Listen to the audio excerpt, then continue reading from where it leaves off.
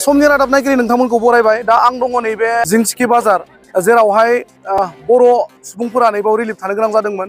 गुबैयै थांनाय 19 खालारनि मोनाबिलियाव जिथु खास्रि बिस्रि सासे बर' लाइमोन जाखांफु फालांगिरि बेखौ बुथारनाय जाथाय, बे जाथायनि उनावहाय दुंहाव थासारि सोमजिनायनि उनावहाय गोसोआव समखिखांनानै न' गारनानै जाय नैबे रिलिफआव थानो गोनां जादोंमोन। बेबायदिनो माखासे बर' न'खराबो सिलिंखार खालामजादोंमोन दुथांफोरनि नोजोराव। दा बेबायदि दुखुनांथाव जाय न'खरा सिलिंखार जाजाबाय, बेबायदि न'खरनो एसे अनसुंथाइ होफैनाय, बे अनसुंथाइ होफैनायावहाय बारग' मन्त्रि प्रमिला रानि ब्रह्म मेडाम बिथाङा नुजाथिफैनानै बे दुखुथिया न'खरनो अनसुंथाइ एसे होफैबाय। बे अनसुंथाइ होनायनि सोमोन्दै बिथाङा मा फोरमायो फै जों एसे मिथिनानै लानि।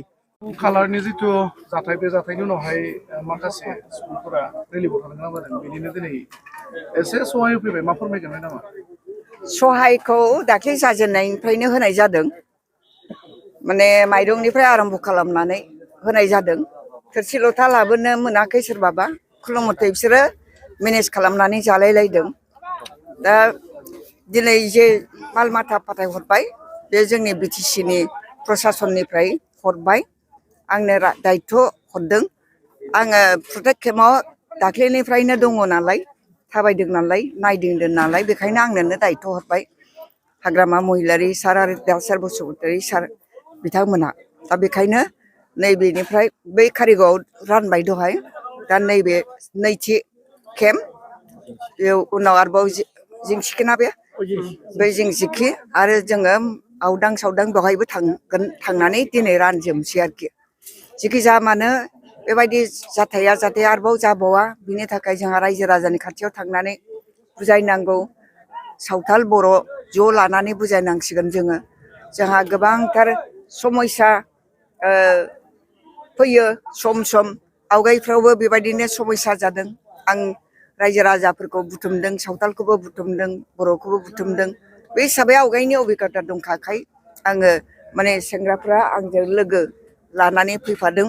बे सेंग्राफोरनि बोलोजोंनो दा आं पुलिस गैया मा गैया, रायजो राजानि जेराव समयसा जादों बाव थांदों।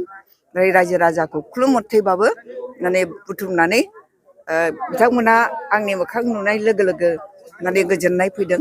आरो बिथांमोना गोजोनबायबा आंनि मोखांखौ नुनानै माबा मोनसेथ' बिसोरनि थाखाय मावनांगौ, माइरंबाबो बाखि खालामनानै जाहोनायनि बेब'स्था खालामदों। दा बेखायनो जोंना बिटिसिनि दैदेनगिरि हाग्रामा महिलारि बिथाङाबो अखानायै बेरायदों। अखानायै बेरायनानै समयसाफोरखौ नुनानै कम्बल होनायनि आरोबाव बेब'स्था खालामबावदों। कम्बलखौबो होनाय जाबाय आरो बे माल माथाफोरखौबो होनाय जाबाय आरोखि।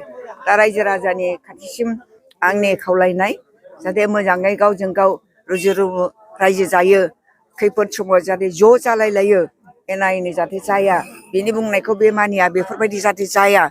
गावनि रैखाथिनि थाखाय बयबो जाहाथे ज' जानानै थालायलायो, बिनि थाखाय रायजो राजाया माने बे बाथ्राखौ सिन्था खालामदों, बेखौ आं सानदों। आदिबासिफोरनावनो आं प्रथम हाबग्रोदों। आदिबासि कारिगावआव आं प्रथम हाबजेनदों। दुखु मोनदों आङो, आंबो गाबफालायदों। बिथांमोना गाबदों, आंबो गाबदों। बिनिफ्राय फुंनिफ्राय मोनजाथाराखै, बे हिसाबै दखाननिफ्रायनो बाखि लानानै बिथांमोनखौबो संनानै जाहोनायनि बेब'स्थाखौ आं खालामदों। बिनि उनावसो आं ओरैजाय खारदों आरोखि, हाग्रा गेजेरबाबो आं फैदों आरोखि। सेंग्राफ्रा आंनि उनाव फालो फालो फैबाय नालाय, बिसोरनि मददजोंनो आङो बै प्रथम मोनाखौ खामानि मावनानै थांदों आरोखि। हाग्रामा बिथाङाबो मोजां मोनबाय खोनानानै, जे आं गिदिंदों बेखौ खोनानानै बिथाङाबो मोजां मोनबाय। बिनि अखानायै मिटिं लिंदों, सान्थि मिटिङावबो आं थांदों। आरो बिथाङा जि माने दायथ' लादों, बे दायथ' लानाया बिराद मोजां। जाहाथे बेबायदि कमिउनेल क्लेशआ जाबावा आरो बारायबावा, गोबाव सम थाया, बेनि थाखाय बिथाङा माने लिडारफोरनि सिगाङाव बाथ्रा बुंदों। बेखौ खोनानानै आं बिराद मोजां मोनदों आरोखि। सान्थि सम्प्रितिनि गेजेरजों जों बयबो गुबुन गुबुन हारिजों थालायलायनांगौ। बयहाबो अधिकार दं थांनानै थानायनि, गावनि मोन्थायखौ मोननो थाखाय बयहाबो बुंनायनि अधिकार दं। बे हिसाबै माने हाग्रामा महिलारिया सिन्था खालामनानै सान्थिखौ लाबोफिननो थाखाय सिन्था खालामनानै बयखौबो खावलायदों। बेखौ आं बिराद मोजां मोनदों। बेखायनो बिथांखौ आं धन्यबाद हरबाय आरो जा दायित्व होदों बेखौबो आं गोथार गोसोयै नाजावबाय दा आंजों माने बयबो लोगो लोब्बा मोजां खामानि माने गोथार खामानि होननानै बयबो आंजों ज' दंफायो सेंग्राफोरबो दं नै दा साख्रि लानाय आइजोफ्रानो आंजों दा गिदिंनानै रायजो राजानि दुखुखौ नायनो बिसोरो फैदों आरोखि दा बयनोबो आंनि मोजां मोननायखौ बावहरबाय खुलुमहरबाय रायजो राजानिसिम मोजाङै थादो बेबायदि जाथाया जाहाथे जाया बेनि थाखाय जों रायजो राजायाबो थिग थानांगौ थिग थायोबा बेफोरबायदि परिबेसा सृष्टि जाया बेखौनो आं खावलायबाय।